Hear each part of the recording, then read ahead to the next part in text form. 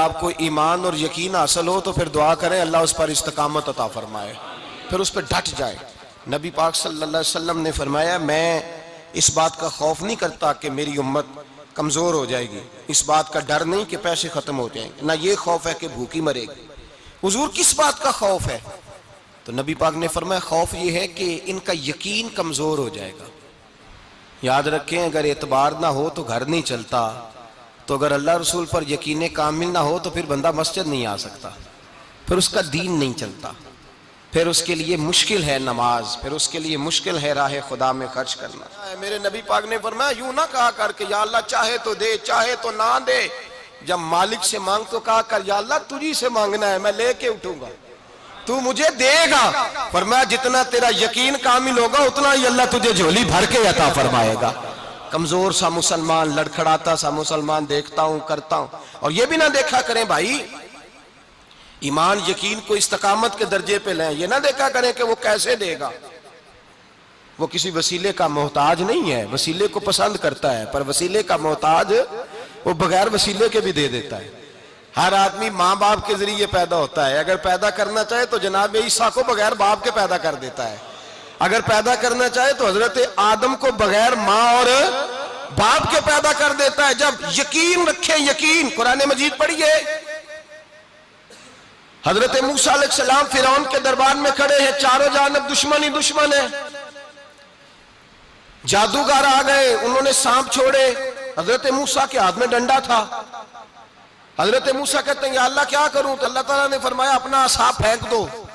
کہنا چاہیے تھا نا کہ یا اللہ ایک ہی تو شے ہے، اتنے سانپ ہے، بچانے کے لیے ڈنڈا ہے وہ پھینک دوں؟ ڈنڈا پھینکا جاتا ہے، سانپ کو دیکھ کر کے قابو کیا جاتا ہے۔ یہ میرا اور آپ کا ذوق ہے نا، لیکن انبیاء کرام کا انداز ملاحظہ کیجئے میرے عزیزو۔ اللہ فرماتے ہیں ڈنڈا اے موسیٰ ڈال دے اپنا عصا، پہلے نہیں فرمایا کہ سانپ بن جائے گا، فرمایا بس تو ڈال دے۔ میں اور آپ ہوتے ہیں تو سانپ سامنے ہے، ڈنڈا ہاتھ میں ہے، ہم کہیں گے عجیب بات ہے، یہی تو دفاع کی چیز ہے، اسی کو ڈال دوں تو بچوں گا کیسے؟ کہا ڈال دو، تو حضرت موسیٰ نے ڈال دیا، کہا میرے رب کا حکم ہے تو میرے لیے بہتر ہی ہوگا۔ اللہ فرماتے ہیں جب موسیٰ نے ڈالا تو میں نے اس ڈنڈے کو، اس عصا کو اژدہا بنا دیا۔ اب کبھی عصا بھی اژدہا بنے، کبھی چھڑی بھی بہت بڑا اژدہا بنی ہے، لیکن قرآن کہتا ہے جناب موسیٰ نے ڈالا تو اللہ نے اژدہا، بلکہ اس سے پیچھے چلیے، عورتیں کمزور یقین کی ہوتی ہیں نا، جناب موسیٰ پیدا ہوئے تو اللہ فرماتے ہیں میں نے موسیٰ کی ماں کے دل میں بات ڈالی، ماں کے دل میں صندوق میں ڈال کے تو اس کو دریا میں بہا دے۔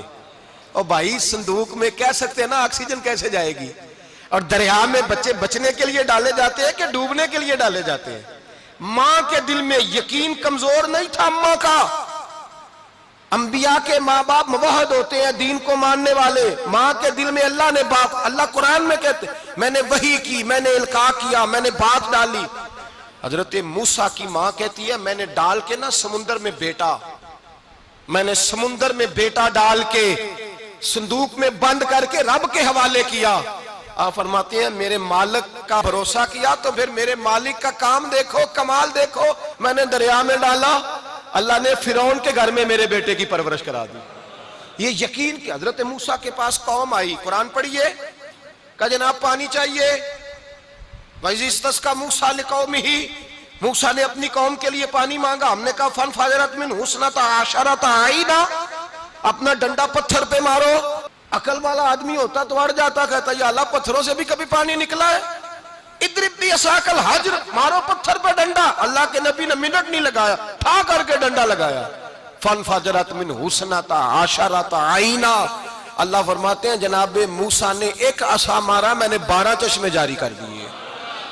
تو لے تو اللہ کرتا ہے، اللہ کہتا ہے پڑھ نماز روزی دوں گا، کہتا ہے سوچتا ہوں۔ اللہ فرماتا ہے آجا مسجد میں تیرا ہو جاؤں گا، کہتا ہے دیکھتا ہوں۔ رب فرماتا ہے تو میرے محبوب کی غلامی کر، میں تجھے محبوب بنا لوں گا۔ تو کہتا ہے تھوڑا بڑا ہو کے داڑھی رکھنی ہے، ابھی سیانا ہو کے میں ذرا سرٹیفکیٹ لے لوں اسرائیل سے کہ کتنے سالوں کے بعد آئیں گے، پھر شروع کروں گا۔ پروگرام بنا رہا ہے، ابھی تو ارادے میں ہے۔ اللہ کے پیغمبر کا ڈنڈا، اور اس سے زیادہ آگے بات ہو گئی، پیچھے فوج لگی ہوئی ہے فرعون کی، مجمع ہے، ہزاروں لاکھوں کا لشکر لے کے، تلواریں نیزے، فرعون پیچھے، آگے دریا آ گیا۔ حضرت موسیٰ علیہ السلام کھڑے ہیں، اب کدھر جائیں؟ اللہ پاک نے فرمایا مارو ڈنڈا۔ کہاں؟ پانی پہ ڈنڈا مارو۔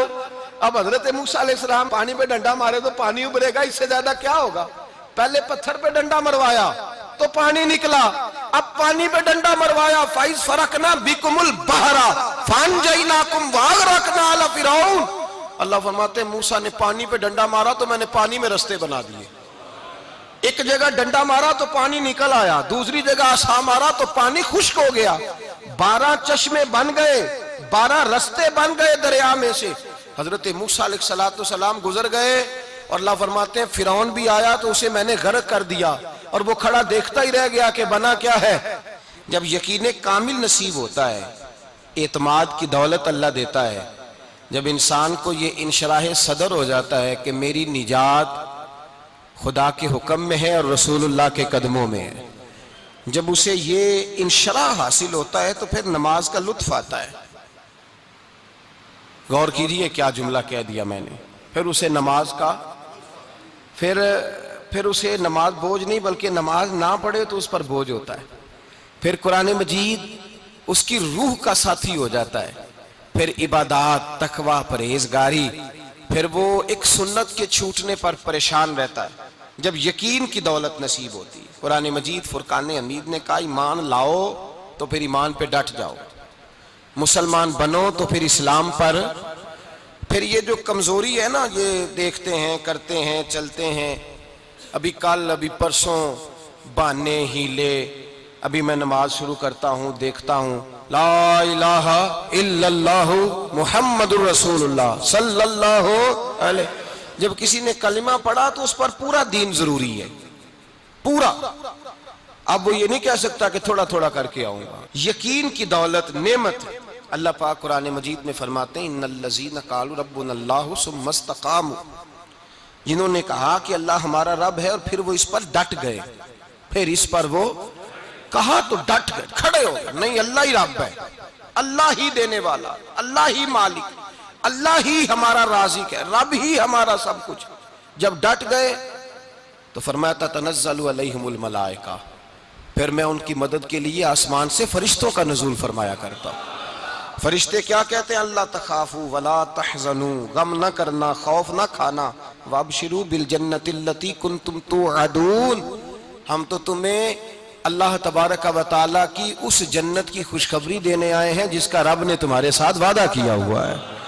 پھر فرشتوں کا نزول ہوتا ہے، لیکن شرط کیا ہے کہ ایمان لائے، اور پھر ایمان پر پھر یہ نہ سوچے کہ وہ کس طرح دے گا، وہ کیسے عطا کرے گا، وہ میری مدد کس طرح کرے گا، نظام کیسے چلے، ڈٹ جائے، کہے میرے اللہ کا حکم ہے تو میں نے حلال ہی کھانا ہے، میرے رب کا حکم ہے تو میں نے تھوڑے پہ گزارا کرنا ہے، میرے مالک کا حکم ہے تو میں نے اپنی جیب دیکھنی یا دوسرے کی نہیں دیکھنی، میرے رب کا حکم ہے تو میں نے اس کی اطاعت میں رہنا۔ جب ڈٹ جائے گا اللہ کے احکامات پر، جب ڈٹ جائے گا تو اللہ فرماتا ہے پھر میں تیری مدد کے لیے فرشتوں کا نزول کروں گا۔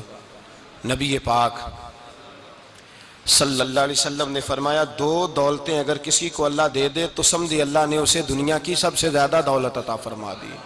یا رسول اللہ وہ کون کون سی چیزیں ہیں؟ فرمایا ایک جس شخص کو اللہ نے معاف کرنے کی دولت عطا کر دی، جو معاف کرنے لگ گیا، جس کی طبیعت میں درگزر آ گیا، جو معاف کرنے لگا، غلطیاں معاف کرنے لگا، جس کو ایک دولت یہ مل گئی۔ اور دوسرا میرے مصطفیٰ نے فرمایا جسے اللہ نے یقین کی دولت عطا فرما دی، جس کو یہ 2 دولتیں مل جائیں، ایک درگزر کرنا، دوسرا رب رسول پہ یقین کامل رکھنا، اسے کائنات کی ہر شے مل گئی۔